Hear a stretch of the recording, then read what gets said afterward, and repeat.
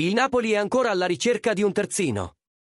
Le trattative sono ancora intense e Giovanni Manna è al lavoro per assicurare ad Antonio Conte un nuovo difensore centrale. Prima di entrare nei dettagli, lasciate un like e iscrivetevi al canale per non perdere nessun aggiornamento. Rafa Marín se ne va. Il centrale spagnolo, arrivato al Napoli a inizio stagione, non ha convinto Antonio Conte ed è molto vicino al trasferimento al Villarreal. Di conseguenza, Giovanni Manna è alla ricerca di un sostituto immediato per rinforzare la difesa del Napoli. Il primo nome sulla lista è sempre quello di Marin Pongracic della Fiorentina.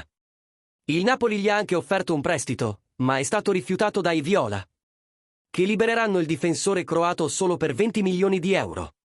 I colloqui proseguono, ma l'alto prezzo richiesto dal club toscano potrebbe rendere difficile il raggiungimento di un accordo negli ultimi giorni della finestra di mercato. Se l'affare non dovesse andare in porto, il Napoli ha un piano B, Pietro Comuzzo, giovane difensore di appena 19 anni, sempre della Fiorentina. Sarebbe un investimento per il futuro, ma c'è ancora incertezza sul fatto che possa arrivare in questa finestra di mercato o solo nella prossima stagione. Oltre a questi nomi, il Napoli ha provato a chiedere in prestito Kevin Danso al Lens, ma il club francese ha rifiutato al momento qualsiasi tipo di trattativa.